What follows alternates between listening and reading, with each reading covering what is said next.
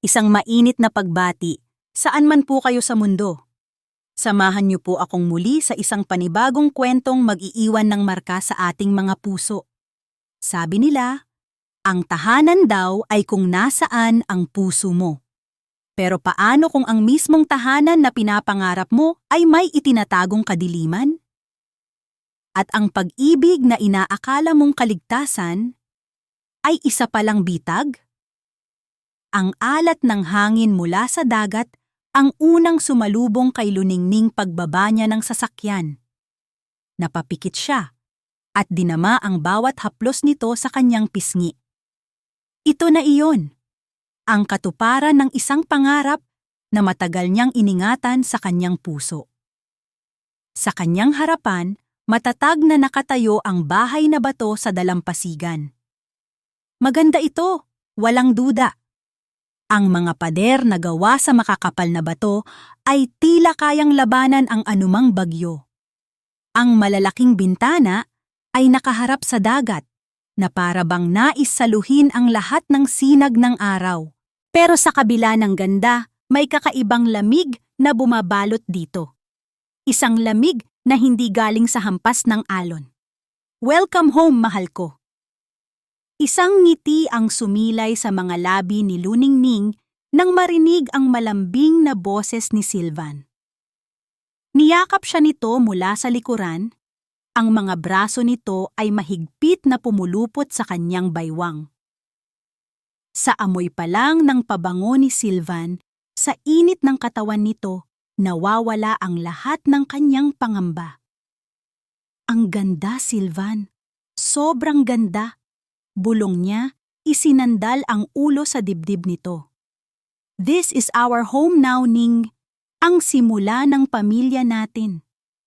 Pamilya. Ang salitang iyon ay musika sa pandinig ni Luningning. Iyon lang naman ang gusto niya. Isang pamilyang bubuuin niya kasama ang lalaking ito. Dinala ni Sylvan ang kanyang mga gamit sa loob. Habang sinusundan niya ito, isang figura sa may beranda ang kumuha ng kanyang atensyon. Nakaupo sa kanyang wheelchair, nakaharap sa dagat, ay isang batang lalaki. Payat ang pangangatawan at ang buhok ay hinahawi ng hangin. Hindi ito gumagalaw, hindi ito nagsasalita. Ito si Sinag. Dahan-dahang lumapit si Luningning.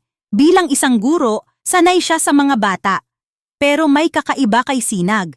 Ang mga mata nito, doon, sa mga matang iyon, nakita ni Luningning ang isang kalungkutang higit pa sa kayang unawain ng isang bata. Sinag, mahinang tawag niya. Ako si Tita Ning mo. Walang naging reaksyon ng bata. Ang mga mata nito ay nanatiling nakatanaw sa walang katapusang abot-tanaw ng dagat. He can't talk, Ning. Sabi ni Sylvan na nasa kanyang likuran na pala. At hindi niya rin magalaw ang mga binti niya. It was an accident. A traumatic one. It took his mother from us.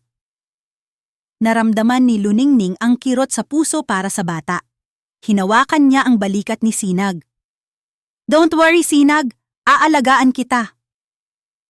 Sa mga sumunod na araw, sinubukan ni Luningning na maging isang ilaw sa malamig na bahay na bato.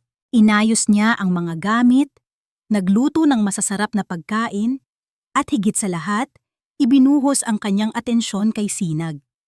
Binabasahan niya ito ng mga kwento, kinakantahan ng mga oyayi, at dahan-dahang minamasahe ang mga binti nitong tila natutulog. Si Sylvan naman ay ang perpektong asawa. Maalaga, malambing, at laging pinaparamdam sa kanya na siya ang pinakamahalagang babae sa mundo. Ngunit may mga kakaibang patakaran ito sa bahay. Siguraduhin mong laging nakalak ang mga bintana pagsapit ng dilim, mahal, sabi nito isang gabi. Bakit? May magnanakaw ba dito? Tanong ni Luningning. Ngumiti lang ito. Hindi. Ang alat ng dagat nakakasira ng kahoy. Ayokong maluma agad ang bahay natin. Tila makatwiran ang dahilan nito, kaya sinunod niya. Isang hapon, habang nililinis ni Luningning ang silid ni Sinag, may nakapa siyang isang matigas na bagay sa ilalim ng unan nito. Kinuha niya ito. Isang maliit na kampanilya, lumana at medyo kinalawang. Marahil ay ginagamit ito ng bata para tumawag kung may kailangan. Ngumiti siya sa ideya. Nang pumasok si Sylvan sa silid, ipinakita niya ito. Tingnan mo, mahal! Ang cute na kampanilya. Pwede itong gamitin ni Sinag para tawagin tayo. Biglang nagbago ang anyo ng mukha ni Sylvan. Ang ngiti nito ay nawala, napalitan ng isang ekspresyong hindi mabasa ni Luningning. Isang halo ng gulat at inis? Mabilis na hinablot ni Sylvan ang kampanilya mula sa kanyang kamay. Huwag mo nang pakialaman to. Luma na to. Sabi nito sa isang tono na mas malamig kaysa sa karaniwan. Itinago nito ang kampanilya sa bulsa. Hayaan mo na lang siya. Sanay na siyang tahimik. Napatulala si Luningning. Nagulat siya sa naging reaksyon nito. Bago pa siya makapagsalita, lumapit si Sylvan, hinaplos ang kanyang pisngi at hinalikan siya sa noo na para bang walang nangyari. Pagod ka na siguro, magpahinga ka na muna, mahal ko. Tumango na lang si Luningning pero ang isip niya ay naiwan sa eksenang iyon. Isang lumang kampanilya lang naman. Bakit ganoon na lang ang naging reaksyon ni Sylvan? Ipinagsawalang bahala na lang niya ito. Marahil ay may sentimental value lang talaga iyon sa kanya. Isang alaala ng yumaong asawa. Tama, iyon lang siguro iyon. Lumipas ang mga araw na tila alon. May payapa, mayroong bahagyang magulo. Nasanay na si Luningning sa ritmo ng buhay sa bahay na bato. Sa umaga, gigising siya sa amoy ng kape na tinimpla ni Sylvan. Sa hapon, itutuon niya ang oras kay Sinag. At sa gabi, sabay nilang panonoorin ang paglubog ng araw. Sa panlabas na anyo, perpekto ang lahat. Ngunit sa loob ni Luningning, may isang maliit na tinig na nagsisimulang magtanong. Isang gabi, pagod siyang umuwi mula sa pamamalengke. Nadatnan niya si Sylvan sa kusina, nakatayo at walang imik. Sinundan ni Luningning ang tingin nito. Nakatuon ito sa pinto ng kusina na nakaharap sa likod bahay. Naiwan niya itong bahagyang nakabukas. Ay, pasensya na, mahal, nakalimutan kong isara. Sabi niya habang papalapit para isara ito. Hinarangan siya ni Sylvan. Hindi ito galit, hindi ito sumisigaw. Ngunit ang lamig sa mga mata nito ay mas nakakatakot pa kaysa sa anumang sigaw. Ilang beses ko bang sinabi sa'yo, Ning? Mahinahon nitong sabi. Laging nakalak? Laging sarado? Is it that hard to follow a simple rule? Hindi naman sa ganoon, Sylvan. Nakalimutan ko lang talaga. Ang paglimot ay pwedeng maging dahilan ng kapahamakan. Putol nito sa kanya. Siya na mismo ang nagsara ng pinto at narinig ni Luningning ang dalawang ikot ng susi sa seradura. Pagharap nito sa kanya, nakangiti na ulit ito. Ayoko lang na may mangyaring masama sa inyo ni Sinag. You are my life. I need to protect you. Niyakap siya nito. Ngunit ang yakap ay hindi na kasing init ng dati. Pakiramdam ni Luningning ay para siyang isang ibon sa loob ng isang gintong hawla. Kinabukasan, habang nagdidilig ng mga halaman sa hardin, isang matandang babae mula sa kabilang bakod ang bumati sa kanya. Magandang umaga, Hija! Magandang umaga rin po, magalang na sagot ni Luningning. Ako si Gunita, pagpapakilala ng matanda. Ang mga mata ay puno ng mga kwentong hindi pa nasasabi. Ikaw ang bagong asawa ni Sylvan, hindi ba? Tumango si Luningning. Mag-ingat ka sa hangin dito sa San Bartolome, sabi ni Aling Gunita na tila walang koneksyon sa usapan. Minsan, ang mga bulong na dala niyan ay hindi lang basta ugong ng alon. Tumingin ito sa bahay na bato. Kawawa si Clarita. Mahilig din siyang magtanim ng bulaklak. Mahal na mahal niya ang dagat. Ang sabi nila, aksidente daw. Pero alam mo na, ang dagat maraming itinatagong lihim. Hindi na nagpaliwanag pa ang matanda. Nagpaalam na ito at pumasok sa loob ng bahay nito, iniwan si Luningning na may 100 tanong sa isipan. Clarita. Iyon pala ang pangalan ng unang asawa ni Silvan. Ipinagkibit-balikat na lang niya ang sinabi ng matanda. Marahil ay isa lang itong matandang mahilig gumawa ng kwento. Pumasok siya sa silid ni Sinag. Gaya ng dati, nakatingin ito sa bintana. Umupo si Luningning sa sahig sa tabi ng wheelchair nito at nagsimulang imasahe ang mga binti ng bata. Alam mo ba, Sinag? Panimula niya. Noong bata ako, takot ako sa alon. Ang lakas kasi! Pero sabi ng lola ko, wag ko daw titingnan ang lakas niya. Pakinggan ko daw ang kanta niya. Habang nagsasalita, sinabayan niya ito ng isang mahinang awit, isang oyayi na kinakanta sa kanya ng kanyang ina. Patuloy lang siya sa pagmamasahe at pagkanta, nang bigla niyang mapansin ang isang bagay. Ang mga pilik mata ni Sinag ay bahagyang kumurap-kurap, kasabay ng ritmo ng kanyang kanta. Napahinto si Luningning. Tinitigan niya ang bata. Ngunit bumalik na ulit ito sa pagiging estatwa. Guni-guni lang ba niya iyon? O mayroon talagang sagot mula sa katahimikan ni Sinag? Hindi niya alam, pero isang butil ng pag-asa ang sumibol sa kanyang dibdib. Mayroon doon. May tao sa loob ng katawang iyon. Nang gabing iyon, habang naghahanda sila ni Silvan para matulog, may narinig si Luningning na isang mahinang tunog. Isang tila sumusutsot na ingay. Naririnig mo ba yon? Tanong niya kay Silvan. Ang alin? Parang may sumisirit. Galing yata sa may kusina. Tumayo si Luningning para tingnan, ngunit pinigilan siya ni Silvan. Hinawakan nito ang kanyang kamay. Wala yan. Galing lang yan sa lumang tubo. Dala ng hangin mula sa dagat, sabi nito. Ang boses ay kalmado at mapang-assure. Sigurado ka? Baka gas pipe yan. Hindi ba delikado? Baka gusto mong tawagan ko si Mang Romy bukas para ipacheck? Hinigpitan ni Silvan ang hawak sa kanya, isang pahiwatig na tapos na ang usapan. Ngumiti ito sa kanya, isang ngiting hindi umabot sa mga mata. Ako na ang bahala, mahal! Huwag ka nang mag-alala. It's just the sea breeze. Kailangan kong umalis ng 2 araw, mahal! Anunsyo ni Silvan isang umaga habang nag-aalmusal. May bigla ang business trip sa Maynila. Importante.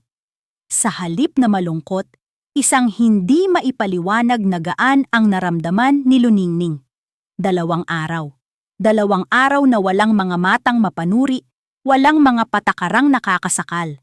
2 araw para sa kanya at para kay Sinag. Ganoon po ba? Sige po, mag-iingat ka, sabi niya, pilit na tinatago ang kagalakan sa kanyang boses. Bago umalis si Silvan, tila isang ritual ang ginawa nito. Inikot nito ang buong kabahayan. Sinigurado nitong nakalak ang lahat ng bintana sa itaas. Ininspeksyon nito ang tangke ng gas sa kusina. Pagkatapos, humarap ito sa kanya. May hawak na isang listahan. Ito ang mga bilin ko, Ning, sabi nito.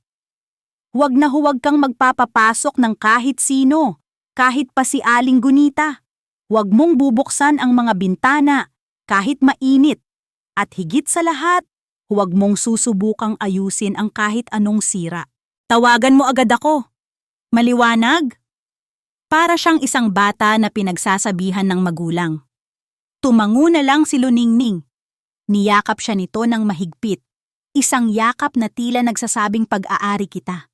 Bumulong ito sa kanyang tainga. Ang mga salita ay tila isang babala na binalot sa pagmamahal. Manatili ka lang sa loob ng bahay, okay? Para sa kaligtasan mo. Hinalikan siya nito sa labi, isang mabilis at walang init na halik, at pagkatapos ay umalis na. Pinanood ni Luningning ang pag-alis ng sasakyan ni Silvan hanggang sa mawala ito sa kurbada ng daan. Nang sandaling iyon, ang bahay na bato ay tila huminga ng maluwag. O baka siya lang iyon. Ngumiti siya. Sa wakas, malaya siya. Nagtimpla siya ng tsaa at dinala ito sa beranda. Naupo siya sa tabi ni Sinag. Sa unang pagkakataon, hindi niya naramdaman ang bigat ng katahimikan ng bata. Sa halip, naramdaman niya ang kapayapaan. Tayong dalawa muna ngayon, Sinag, masaya niyang sabi. Gusto mo bang maglakad-lakad sa dalampasigan mamaya? Gabi na nang maisipan niyang tuparin ang sinabi. Pagkatapos niyang pakainin at linisin si Sinag, naisip niyang itulak ang wheelchair nito palabas para damhin ang hangin ng gabi. Isang simpleng bagay na hindi nila magawa kapag naroon si Silvan. Pumunta siya sa pangunahing pinto. Pinihit niya ang doorknob. Nakalock. Kinuha niya ang susi sa pinaglalagyan nito. Isinuksok niya sa seradura. Ngunit ayaw nitong umikot. Sinubukan niya ulit. Ayaw talaga. Tila may pumipigil dito mula sa labas. Kinabahan siya. Sinubukan niyang itulak ang pinto. Hindi man lang ito gumalaw. Dito niya napagtanto. Ang pinto ay nakalock mula sa labas. Nanlamig ang kanyang mga kamay. Imposible. Baka nagkamali lang siya. Tumakbo siya sa pinto sa kusina. Ganoon din. Naka-double lock, nakalock mula sa labas. Ang pakiramdam ng kalayaan ay biglang napalitan ng takot. Paanong? Bakit gagawin iyon ni Silvan? Kinuha niya ang kanyang cellphone para tawagan ito. Ngunit nang tingnan niya ang screen, isang salita lang ang nandoon. No signal. Sinubukan niyang maghanap ng signal malapit sa bintana, sa lahat ng sulok ng bahay, pero wala. Wala talaga. Isang bilanggo. Isa siyang bilanggo sa sarili niyang bahay. Napasandal siya sa pader. Ang paghinga ay bumibilis. Bakit? Anong dahilan? Habang ang isip niya ay naghahanap ng sagot, isang amoy ang unti-unting gumapang sa hangin. Isang amoy na pamilyar. Mahina sa simula, pero habang tumatagal ay lalong tumitindi. Nanggagaling ito sa kusina. Sinundan niya ang amoy. Ito ang amoy na naamoy niya noong isang gabi. Ang amoy na sinabi ni Silvan na dala lang ng hangin. Pero ngayon, malinaw na. Hindi ito hangin. Amoy ito ng gas, ang amoy. Ang mga salita ni Silvan ay umaling-aungaw sa isip ni Luningning, isang malupit na pangungutya sa sitwasyon niya ngayon. Hangin lang yan mula sa dagat. Isang sinungaling. Napabalikwas siya. Ang pagkalito ay napalitan ng dalisay na takot na gumapang sa bawat himaymay ng kanyang kalamnan. Isang bitag. Ito ay isang bitag. At siya, tulad ng isang maamong tupa, ay kusang pumasok dito.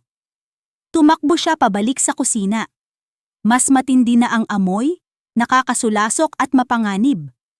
Narinig niya ang mahinang sit-sit mula sa lumang tubo sa ilalim ng lababo. Ang tunog na sinabi ni Silvan na huwag niyang intindihin. Ngayon, ang tunog na iyon ay tila isang ahas na nagbabanta ng kamatayan. Kailangan niyang makalabas. Ang mga bintana. Iyon ang tanging pag-asa niya. Sinubukan niyang buksan ang bintana sa may sala. Nakalock. Ikinakandado ng mahigpit. Hinanap ng kanyang mga mata ang anumang bagay na pwedeng ipambasag dito. Isang mabigat na silyang yari sa Nara ang nakatayo sa isang sulok. Sa kabila ng panginginig ng kanyang mga kamay, binuhat niya ito.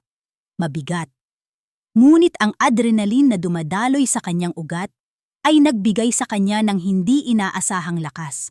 Ibinuwelo niya ang lahat ng kanyang lakas at ibinagsak ang paa ng silya sa salamin ng bintana. Isang malakas na kalabog ang umaling-aungaw sa buong bahay. Ngunit ang salamin ay hindi nabasag. Sa halip, isang malaking gagamba ng lamat ang gumuhit dito. Doon niya napagtanto.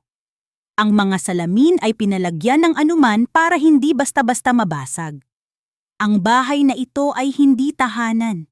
Isa itong kulungan. Tulong! Tulungan ninyo ako! Sigaw niya, ang boses ay basag at desperado. Hinampas niya ulit ang bintana, ngunit wala. Ang lakas niya ay nauubos na. At sa kanya naalala, sinag. Ang takot para sa sarili ay biglang nawala, napalitan ng mas matinding takot para sa isang inosenteng bata. Sinag! Sinag! Sigaw niya habang tumatakbo papunta sa silid ng bata. Nahihilo na siya. Humahapdi ang kanyang mga mata at lalamunan. Ang bawat paghinga ay tila paglanghap ng lason. Pagbukas niya ng pinto ng silid, nandoon ang bata. Nakaupo pa rin sa kanyang wheelchair, nakaharap pa rin sa madilim na bintana, tila isang estatwang walang pakialam sa panganib na bumabalot sa kanila. Ang kawalan nito ng reaksyon ay lalong dumurog sa puso ni Luningning. Sinag, anak, kailangan nating makaalis dito, sabi niya. Hinahabol ang kanyang hininga. Bumigay ang kanyang mga tuhod. Napaluhod siya sa sahig. Ang paningin niya ay unti-unting nanlalabo.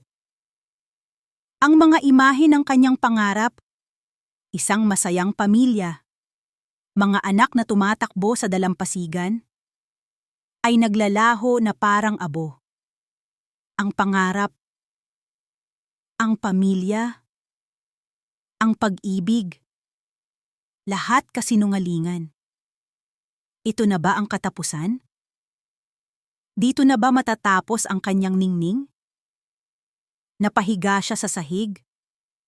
Ang katawan ay nanghihina. Ang isip ay sumusuko na.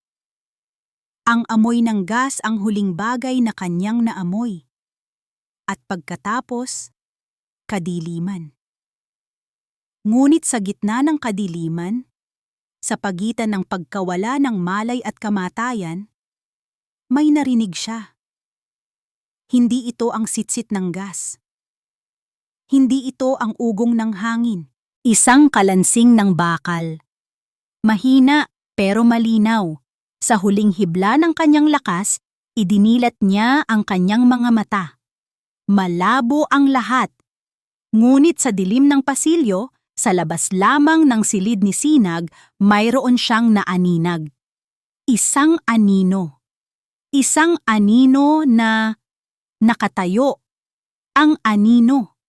Ito ay matangkad para sa isang bata, ngunit payat. Gumalaw ito nang may layunin, nang walang pag-aalinlangan. Papalapit ito sa kanya. Sinubukan ni Luningning na sumigaw, ngunit walang boses na lumabas sa kanyang lalamunan. Ang takot na kanina'y nagmula sa gas ay napalitan ng isang bagong uri ng kilabot. May ibang tao sa bahay. Isang kasabwat ni Sylvan? Huminto ang anino sa tapat niya. Dahan-dahan itong yumuko. Sa liwanag na nagmumula sa buwan na tumatagos sa maruming bintana, nakita ni Luningning ang mukha nito. Ang mukha na puno ng kalungkutan. Ang mukha na laging nakatanaw sa dagat. Ang mukha na hindi kailanman nagsalita. Si Sinag. Ngunit hindi siya nakaupo. Nakatayo siya. Ang mga binti na minamasahe ni Luningning gabi-gabi, ang mga binti na sinabi ni Sylvan na hindi na kailanman gagana ay matatag na nakatukod sa sahig. Nagulat si Luningning ng husto kaya't ang kanyang pagkahilo ay tila biglang nawala. Ang kanyang isip na kanina'y malapit ng sumuko ay biglang naging alerto. Hindi nagsalita si Sinag. Sa halip, inilagay nito ang isang daliri sa kanyang mga labi. Isang malinaw na hudyat na manahimik. Pagkatapos, sa isang iglap, binuhat siya nito. Nagulat si Luningning sa lakas ng payat na bata. Inalalayan siya nitong makatayo at inakay papalayo sa kusina, palayo sa pinakamakapal na amoy ng gas. Dinala siya nito sa pasilyo, sa tapat ng isang pader na akala ni Luningning ay pader lang. Ngunit itinulak ni Sinag ang isang bahagi nito at isang maliit na pinto na halos hindi mapansin ang bumukas. Isang cabinet para sa mga tubo at metro ng bahay. Mabilis na pinihit ni Sinag ang isang pulang balbula. Ang sitsit na kanina pa naririnig ni Luningning ay biglang tumigil. Ang katahimikan na pumalit ay mas nakakabingi. Humarap sa kanya ang bata. Kumuha ito ng isang basang tuwalya mula sa banyo at inabot sa kanya. Itinuro nito ang ilong ni Luningning. Naintindihan niya. Itinakip niya ang tuwalya sa kanyang ilong at huminga ng malalim. Tinitigan niya si Sinag. Ang bata ay hindi na mukhang bata. Ang mga mata nito, na dati walang buhay, ay puno ngayon ng talino, determinasyon, at isang kalungkutang mas malalim pa kaysa sa karagatan. Ito ay mga mata ng isang taong nakakita na ng mga bagay na hindi dapat makita. Iginaya siya ni Sinag papasok sa silid nito at isinara ang pinto. Ligtas sila sa ngayon. Ang amoy ng gas ay mas mahina na rito. Umupo si Luningning sa kama, ang katawan ay nanginginig pa rin. Hindi na dahil sa gas, kundi dahil sa pagkabigla. Lahat ng alam niya ay kasinungalingan. Ang lalaking minahal niya ay isang halimaw. At ang batang inakala niyang walang magawa ay ang kanyang tagapagligtas. Yumuko si Sinag at may kinuha sa ilalim ng kanyang kama. Isang maliit at lumang metal na kahon. Ang parehong kahon kung saan niya marahil itinago ang kampanilyang kinuha ni Silvan. Binuksan niya ito. Sa loob, wala ang kampanilya. Ang laman nito ay isang maliit, parihabang bagay, isang voice recorder, at isang maliit na notebook na kupas na. Tumingin si Sinag sa kanyang mga mata, na para bang sinusukat kung mapagkakatiwalaan ba siya. Pagkatapos ng ilang sandali, kinuha nito ang voice recorder. Ang mga daliri nito, na matagal nang hindi gumagalaw ng may layunin, ay buong ingat na pinindot ang isang maliit na butones. Ang butones na may tatak na play. Isang mahinang kaluskos ang unang narinig ni Luningning mula sa munting recorder. Pagkatapos ay isang pamilyar na boses. Ang boses na bumubulong sa kanya ng pagmamahal tuwing gabi. Ang boses na nangako sa kanya ng isang pamilya, ang boses ni Silvan. Ngunit iba ito. Malamig, kalkulado, walang bahid ng anumang emosyon na kilala ni Luningning. Nakikipag-usap ito sa telepono, sa isang taong hindi pinangalanan. Oo, malaki ang nakuha ko, sabi ng boses ni Silvan sa tape. Ang policy ni Luningning, mas malaki pa. Isang di sinasadyang gas leak. Napakalungkot na aksidente. The police won't suspect a thing. Sino ba naman ang maghihinala sa isang nagluluksang biyudo? Sa pangalawang pagkakataon? Sa huling mga salita, gumuho ang mundo ni Luningning. Para siyang sinaksak ng paulit-ulit sa puso.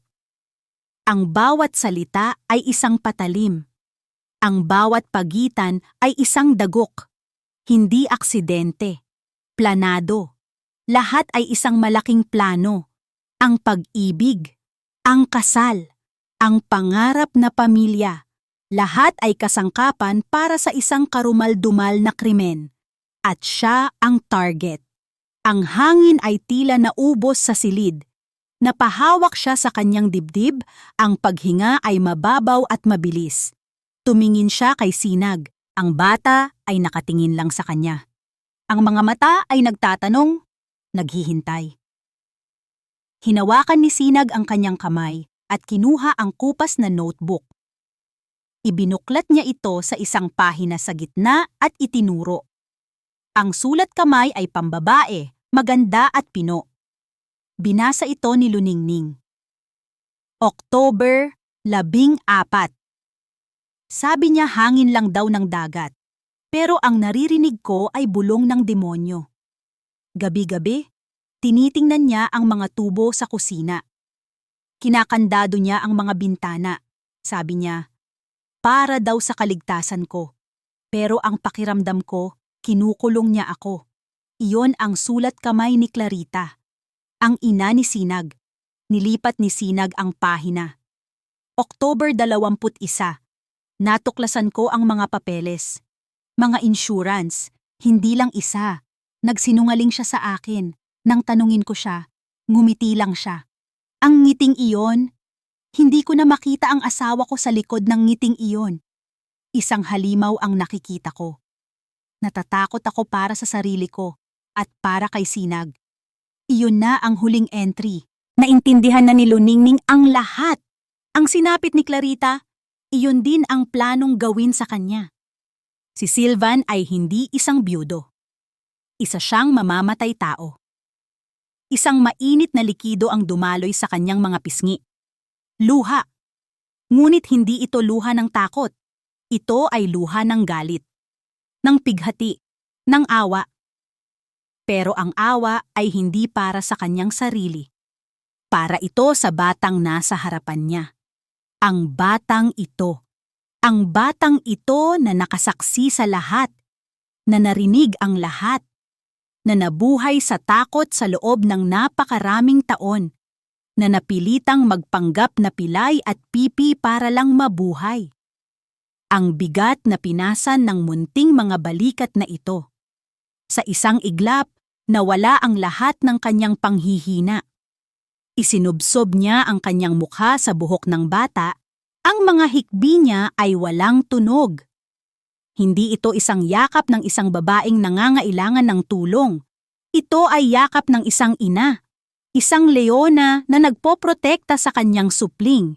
Patawarin mo ako, Sinag. Bulong niya. Ang boses ay garalgal dahil sa pag-iyak. Patawarin mo ako kung hindi ko nakita agad. Patawarin mo ako kung nag-iisa ka sa lahat ng ito.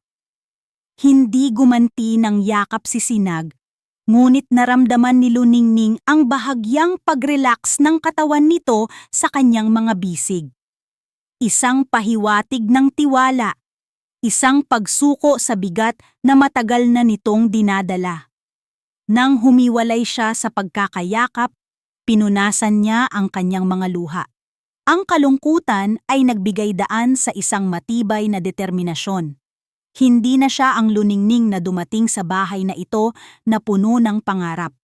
Ang babaeng iyon ay namatay na kasama ng amoy ng gas. Ang kaharap ni Sinag ngayon ay isang mandirigma. Hindi na tayo matatakot, Sinag, sabi niya. Hinawakan ang magkabilang pisngi ng bata. Hindi ka na mag-iisa. Magkasama tayo dito. At lalaban tayo. Tumingin sa kanya si Sinag, at sa unang pagkakataon, nakita ni Luningning ang isang bahagyang pagbabago sa ekspresyon nito. Isang kislap, isang pag-asa.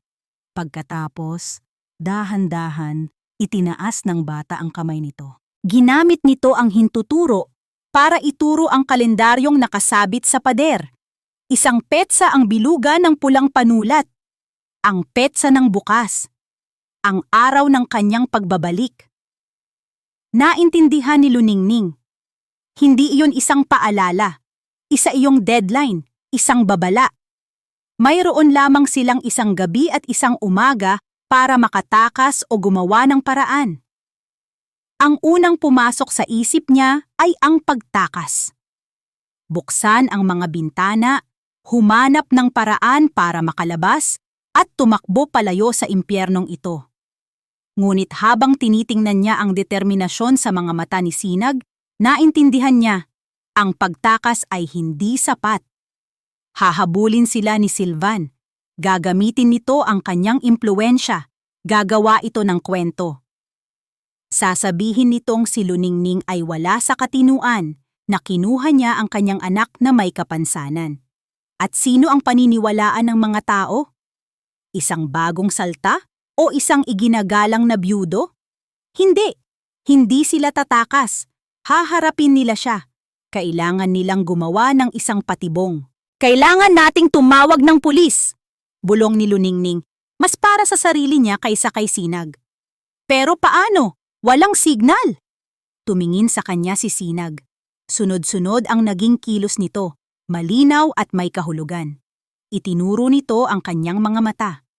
Pagkatapos, itinuro nito ang isang malaking kabibe na palamuti sa ibabaw ng aparador.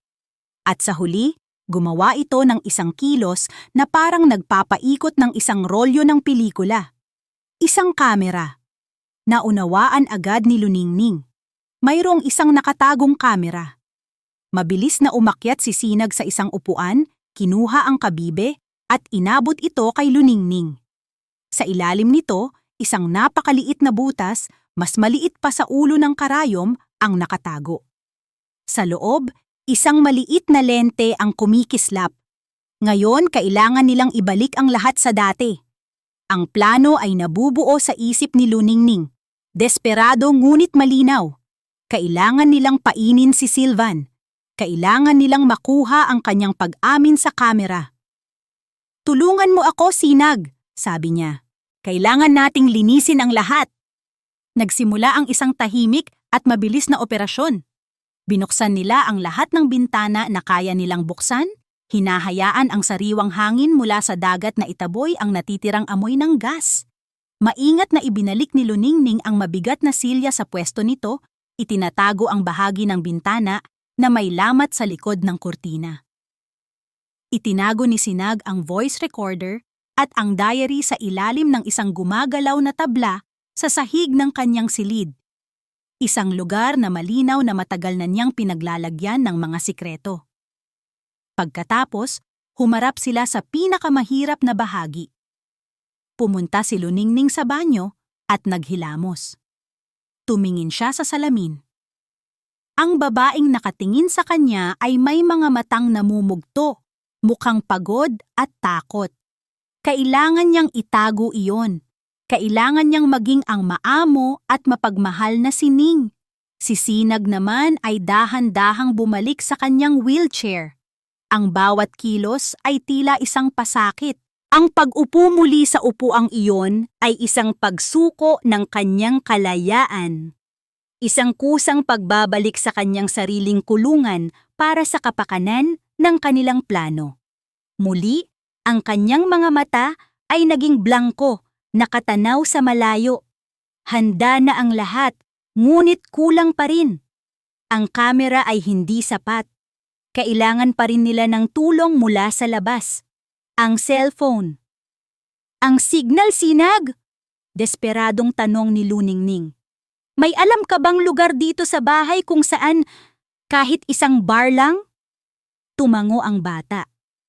Iginaya siya nito paakyat sa attic, isang lugar na maalikabok at puno ng mga lumang gamit. Itinuro nito ang isang maliit na siwang sa bubungan. Itinapat ni Luningning ang kanyang telepono doon. At tulad ng isang himala, isang maliit na bar ng signal ang lumitaw at nawala, paulit-ulit. Mayroon siyang ilang segundo. Nagmamadali niyang binuksan ang kanyang contacts at pinili ang isang pangalan, Bella. Ang kanyang matalik na kaibigan mula sa kolehiyo. Nag-type siya ng isang mensahe. Ang mga daliri ay nanginginig. "Bella, musta? Naalala mo movie night natin bukas 7:00 ng gabi? Daan ka. Dala ka ng paborito nating pulis-pulisan DVD, Miss You." Isang mensaheng mukhang normal. Ngunit alam ni Bella ang ibig sabihin.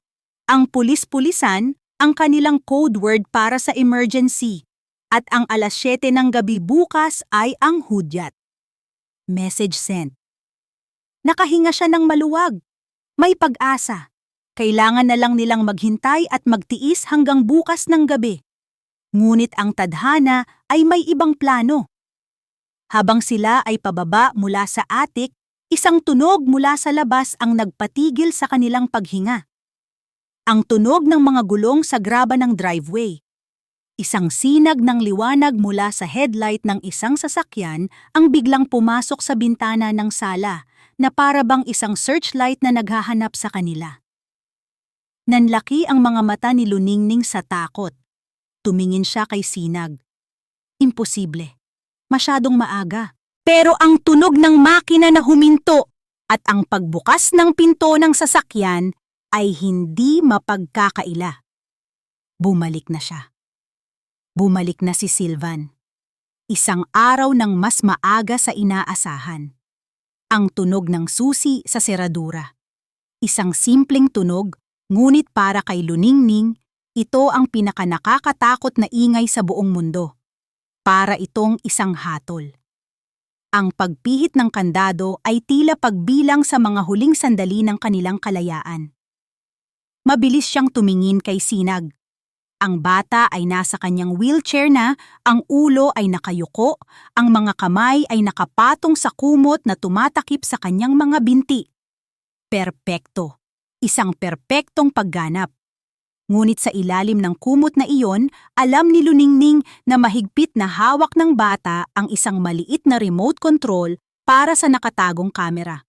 Bumukas ang pinto. Pumasok si Sylvan, dala ang kanyang leather na briefcase. Ang itsura niya ay ang itsura ng isang pagod ngunit mapagmahal na asawa na umuwi sa kanyang pamilya. Ngumiti ito nang makita si Luningning. "Mahal ko, I'm home," sabi nito. Ang boses ay malambing gaya ng dati. "Namiss kita!" Lumapit ito para yakapin siya. Nanigas ang buong katawan ni Luningning. Ang bawat himaymay ng kanyang kalamnan ay sumisigaw na tumakbo, lumayo sa taong ito. Ngunit pinilit niyang kontrolin ang sarili. Kinailangan niyang gampanan ang kanyang papel. "Sylvan," sabi niya, sinisikap na gawing normal ang kanyang boses, na may halong kunwaring pagkagulat. "Ang aga mo yata? Akala ko bukas ka pa." "Natapos ko agad ang trabaho. Hindi ko na kayang maghintay pa na makita ka." Sagot nito, hinalikan siya sa noo. Ang halik ay parang yelo sa kanyang balat.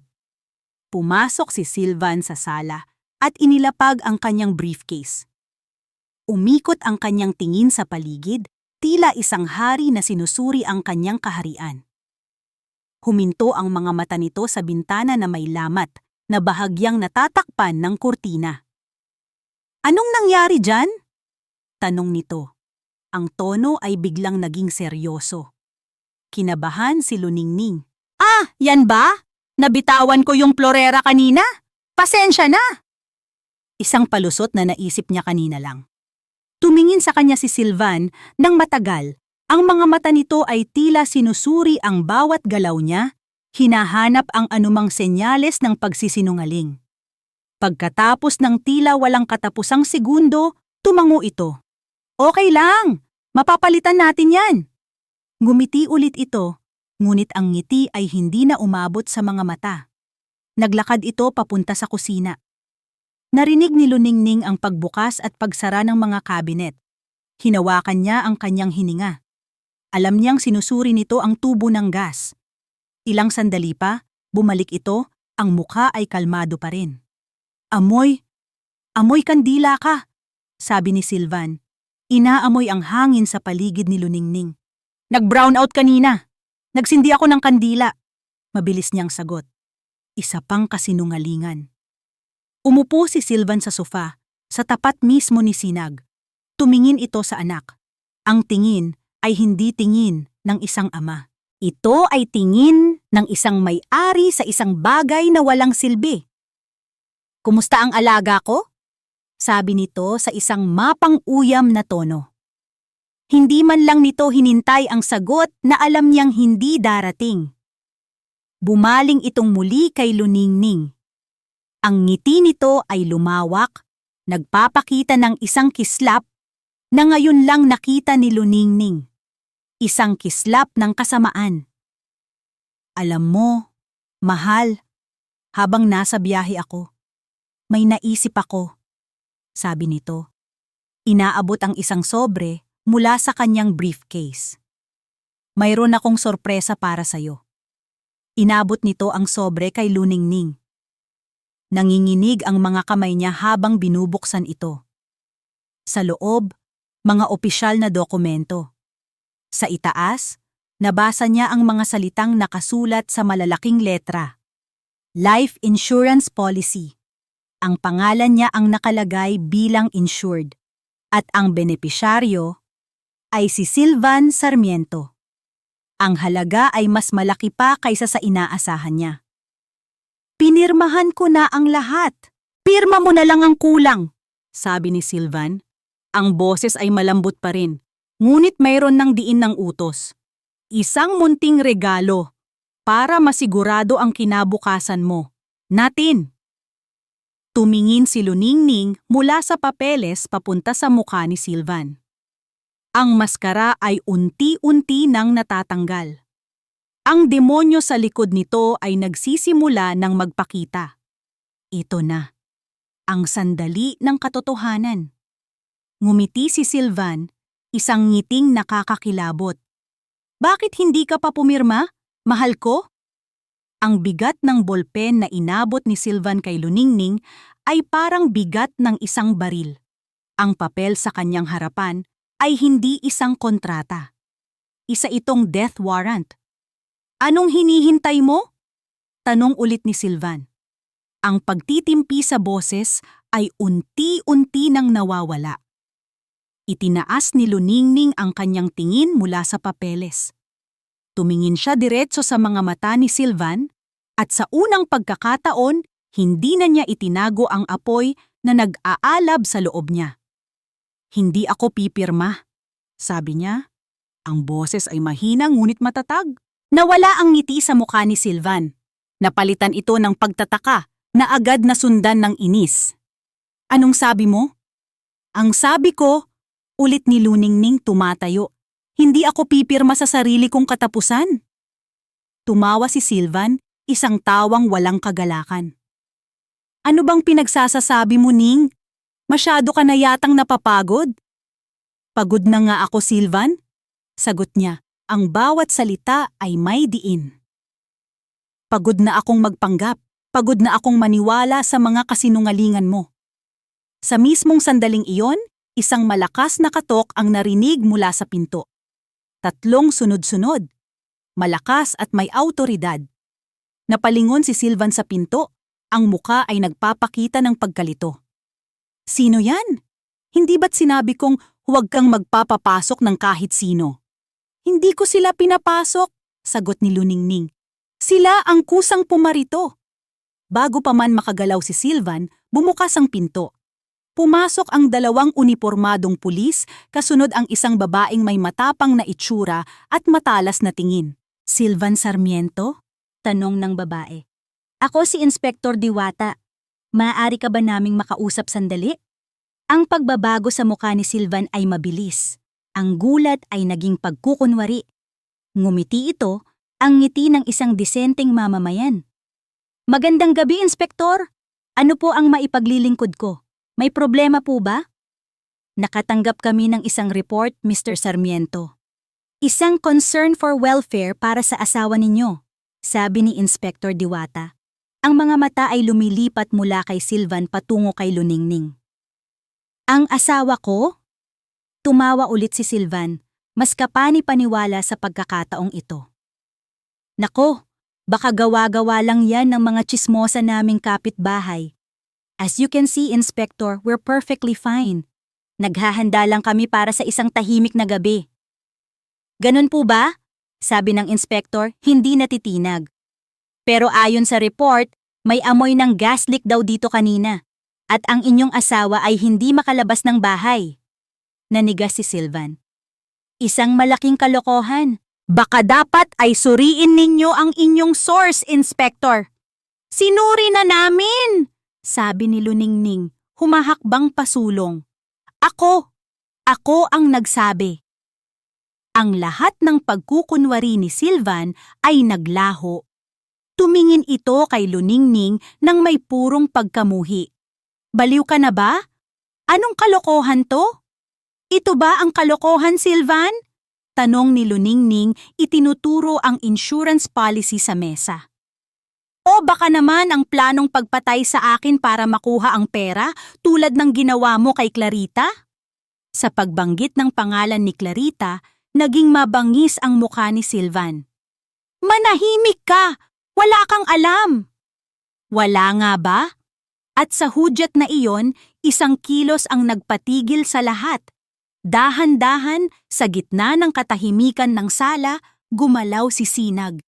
Ang kumot na nakatakip sa kanyang mga binti ay nahulog sa sahig. Ang kanyang mga kamay, na kanina'y walang buhay, ay dahan-dahang itinukod sa braso ng wheelchair. Ang kanyang mga binti na sinabi ni Sylvan na hindi na kailanman gagana ay dahan-dahang tumuwid. Sa harap ng nanlalaking mga mata ni Sylvan, sa harap ng pagkamangha ng mga pulis, sa harap ni Luningning na may luha ng tagumpay sa kanyang mga mata. Tumayo si Sinag. Walang salita, walang tunog. Itinaas lamang niya ang kanyang kamay at ipinakita ang hawak niyang voice recorder. Pinindot niya ang play.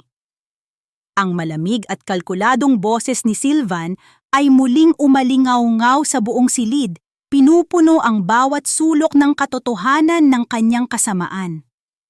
Ang policy ni Luningning, mas malaki pa. Isang di sinasadyang gas leak. Napakalungkot na aksidente. Natigilan si Sylvan. Ang kulay ng kanyang muka ay nawala. Tumingin siya sa kanyang anak. Hindi sa estrangherong nakatayo sa kanyang harapan. Ang kanyang mahina at walang silbing anak. Ang kanyang perpektong alibay. Ang kanyang pinakamalaking pagkakamali. Isang ungol ang kumawala mula sa kanyang lalamunan. Hindi ito dahil sa mga pulis. Hindi dahil sa ebidensya. Ito ay dahil sa ultimong pagtataksil mula sa taong hindi niya kailanman pinag-isipan. Sumugod siya. Hindi papunta kay Luningning o sa mga pulis. Papunta kay Sinag. Ngunit bago pa man siya makalapit, humarang na ang mga pulis. Isang mabilis at malakas na pagdakma at si Sylvan ay napaluhod na sa sahig. Ang mga kamay ay pinuposas sa kanyang likuran. Hindi na siya lumaban. Ang lahat ng lakas niya ay nawala. Ang kanyang perpektong mundo ay gumuho sa isang iglap. Natalo siya. Natalo siya ng isang batang hindi nagsasalita. Sumigaw si Sylvan. Isang sigaw ng purong kabiguan at galit. Hindi dahil sa pagkakahuli, kundi dahil sa katotohanang ibinagsak siya ng taong pinakaminamaliit niya. Ikaw! Sigaw niya.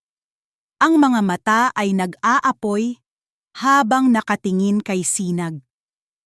Nilinlang mo ako! Hindi sumagot ang bata.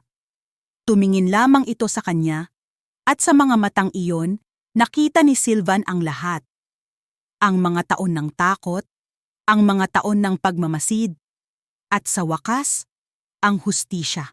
Sylvan Sarmiento, sabi ni Inspektor Diwata. Ang boses ay matigas na parang bato. Inaaresto ka namin sa salang attempted murder at sa hinalang pagpatay kay Clarita Sarmiento. Habang dinadala si Sylvan palabas ng bahay, lumingon ito sa huling pagkakataon. Ang tingin niya ay nakatuon kay Sinag. Ang kanyang perpektong dula ay natapos na. At ang direktor ay ang batang pinapalakpakan niya ngayon sa kanyang isipan. Nang isara ang pinto at mawala na ang anino ni Sylvan, isang kakaibang katahimikan ang bumalot sa bahay na bato. Hindi ito ang katahimikang nakakabingi na dulot ng takot. Ito ay isang katahimikang payapa, isang paghinga ng maluwag. Naiwan si Luningning, si Sinag at si Inspektor Diwata sa sala. Ang mga bakas ng kaguluhan, ang insurance policy na nakakalat sa sahig, ang natumbang upuan ay mga paalala ng laban na katatapos lang nilang pagtagumpayan. Dahan-dahang lumapit si Luningning kay Sinag. Ang bata ay nakatayo pa rin. Ang mga binti ay tila nanginginig ng bahagya dahil sa matagal na hindi paggamit, ngunit matatag. Ang bigat ng maraming taon ay tila nabunutan mula sa kanyang mga balikat. Walang salitang namutawi. Inangat lang ni Luningning ang kanyang kamay at marahang hinaplos ang pisngi ng bata. Ang luhang dumaloy sa kanyang mga mata ngayon ay hindi na luha ng galit o takot, kundi luha ng pasasalamat at paghanga. Tapos na, bulong niya. Tapos na ang lahat. Tumango si Sinag, isang maliit ngunit makahulugang galaw. Ang tapang mo, sabi ni Inspektor Diwata. Ang boses ay may halong respeto. Kayong dalawa, mahirap paniwalaan ang mga pinagdaanan ninyo. Kinabukasan, ang balita ay kumalat sa maliit na bayan ng San Bartolome del Mar. Ang kagalang-galang na si Silvan Sarmiento, isang mamamatay tao. Ang kwento ay tila isang pelikula. Dumating si Aling Gunita, may dalang isang mainit na sabaw para kay Luningning. Hinawakan ng matanda ang kanyang mga kamay. Narinig ko ang lahat, Hija. Sabi nito, ang mga mata ay naluluha. Ngayon, matahimik na rin sa wakas ang kaluluwa ni Clarita. At ikaw, binigyan ka ng Diyos ng isang anghel na tagapagbantay. Tumingin ang matanda kay Sinag, na noon ay nakaupo na sa isang silya sa beranda, hindi na sa wheelchair. Ngumiti ito sa bata. Sa mga sumunod na araw, ang bahay na bato ay nagsimulang magbago. Sa tulong ng mga pulis, binuksan ni Luningning ang lahat ng bintana. Ang sariwang hangin ng dagat ay malayang pumasok, tinatangay papalabas ang lahat ng bakas ng kadiliman at kasinungalingan. Isang hapon, habang papalubog na ang araw at nagpipinta ng kulay kahel at lila sa kalangitan, naupo si Luningning sa tabi ni Sinag sa dalampasigan. Ang wheelchair ay naiwan sa bahay, isang simbolo ng nakaraang hindi na nila babalikan. Gusto mo bang manatili dito, Sinag? Tanong ni Luningning. Ang boses ay kasing hina ng bulong ng mga alon. O gusto mo bang magsimula tayo sa ibang lugar? Isang lugar na tunay na matatawag nating atin. Tumingin sa kanya ang bata. Matagal. Ang mga mata nito ay tila naglalakbay, binabalikan ang lahat ng sakit na naranasan nito sa lugar na iyon. Pagkatapos, dahan-ahan, umiling ito. Naintindihan ni Luningning. Sige, sabi niya. Hahanap tayo ng bagong simula. Tumayo sila para bumalik na sa bahay. Hinawakan ni Sinag ang kamay ni Luningning. Ang pagkakahawak ay mahigpit, puno ng tiwala at pagmamahal na hindi masabi ng mga salita. Habang naglalakad sila pabalik, ang mga paa ay lumulubog sa basang buhangin, huminto si Sinag. Napahinto rin si Luningning at lumingon sa kanya. Tumingin si Sinag ng diretso sa kanyang mga mata. Ang mga labi nitong matagal nang nakatikom ay dahan-dahang bumuka. Huminga ito ng malalim na para bang naghahanda para sa isang napakahalagang bagay. At pagkatapos, sa gitna ng tunog ng humahampas na alon, isang salita ang lumabas. Garalgal, medyo paos, at hindi perpekto. Ngunit para kay Luningning, ito ang pinakamagandang tunog na narinig niya sa buong buhay niya. Ma. Isang salita. Ang unang salita. Hindi isang akusasyon, hindi isang kwento ng nakaraan, kundi isang pangako ng hinaharap. Niyakap ni Luningning ang bata ng mahigpit at sa ilalim ng papalubog na araw, ang dalawang kaluluwang sinubok ng apoy ay sa wakas ay natagpuan ang kanilang tahanan, sa piling ng isa't isa. Lumipas ang 6 na buwan. Ang hangin sa syudad ay iba. Hindi ito kasing alat ng hangin sa San Bartolome del Mar. Mas maingay, mas magulo, ngunit para kina Luningning at Sinag, ito ang tunog ng kalayaan. Nakatira sila ngayon sa isang maliit, ngunit maliwanag na apartment sa Maynila. Ang mga pader ay pininturahan ng kulay dilaw, at ang mga bintana ay laging nakabukas, hinahayaang pumasok ang sinag ng araw. Walang mga kandado na sobra sa kailangan. Walang mga lihim na itinatago sa ilalim ng sahig. Nakatanggap si Luningning ng isang liham mula sa kanyang abogado isang umaga. Nakasaad doon na si Silvan Sarmiento ay napatunayang nagkasala sa lahat ng paratang at hinatulan ng habambuhay na pagkakakulong.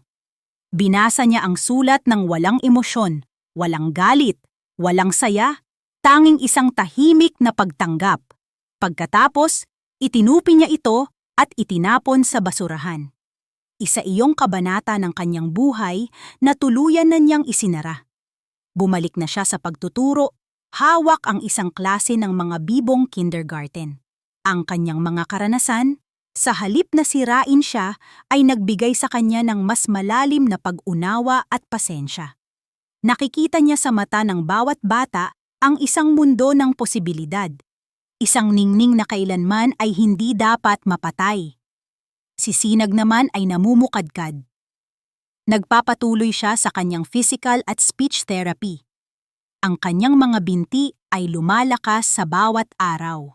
Ang kanyang pananalita, bagamat mayroon pa ring bahagyang pag-aatubili, ay nagiging mas malinaw at mas tiyak. Nagkaroon na siya ng mga kaibigan sa kanilang bagong komunidad.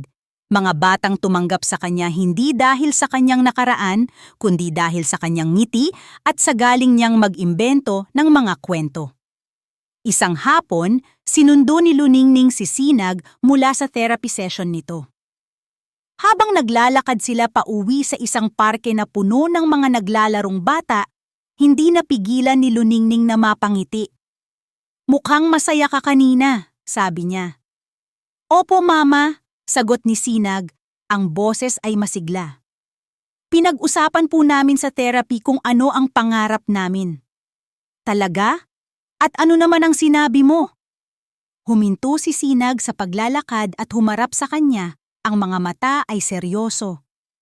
"Sabi ko po, ang pangarap ko ay maging isang manunulat." "Isang manunulat?" Pag-uulit ni Luningning, puno ng pagmamahal. "Bakit naman?" "Para po isulat ko ang mga kwentong hindi nila alam. Mga kwento tungkol sa mga bayaning tahimik. Mga kwento tungkol sa liwanag na laging nananalo laban sa dilim." Paliwanag ng bata. "At para isulat ko ang kwento natin, Mama." Naramdaman ni Luningning ang pag-init ng kanyang mga mata. Yumuko siya at niyakap ang kanyang anak. Hindi na ito ang payat at tahimik na batang natagpuan niya sa bahay na bato. Ito ay isang batang puno ng lakas, ng pag-asa at ng mga salita. "Isang napakagandang pangarap niyan, anak," bulong niya. Nagpatuloy sila sa paglalakad, magkahawak kamay. Ang sikat ng araw sa hapon ay ginintuan, bumabalot sa kanila sa isang mainit na yakap. Tumingala si Sinag kay Luningning. "Mama," tawag nito. "Bakit, Sinag?" "Iniisip ko po kung gaano ako kaswerte," sabi ng bata. "Ang mga salita ay malinaw at buo. Dahil kayo po ang mama ko." Ngumiti si Luningning, isang ngiting nagmumula sa kaibuturan ng kanyang kaluluwa. Ang lahat ng sakit, lahat ng takot, lahat ng luha, lahat ay may katuturan para marating ang sandaling ito. "Mas maswerte ako, anak," sagot niya. "Mas maswerte ako." At magkasama, ang dalawang kaluluwang minsan ay biktima, ngunit ngayon ay mga nakaligtas, ay humakbang palayo sa papalubog na araw, patungo sa isang bagong simula na sila mismo ang nagsulat.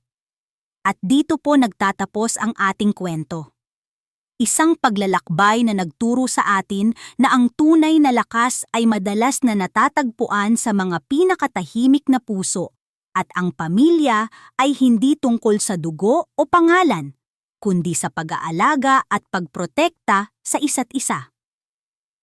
Ang bawat pagsubok, gaano man kadilim, ay may dalang aral at bagong pag-asa.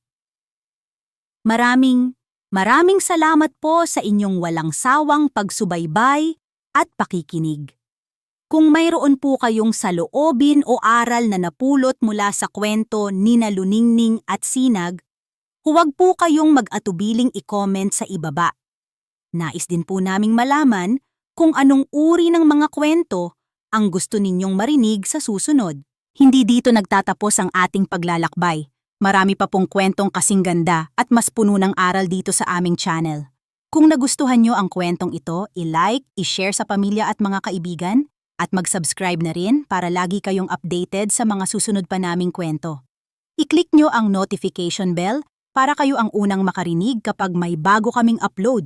Pagpalain po kayo ng Panginoon, kayo at ang inyong buong pamilya. Hanggang sa muli,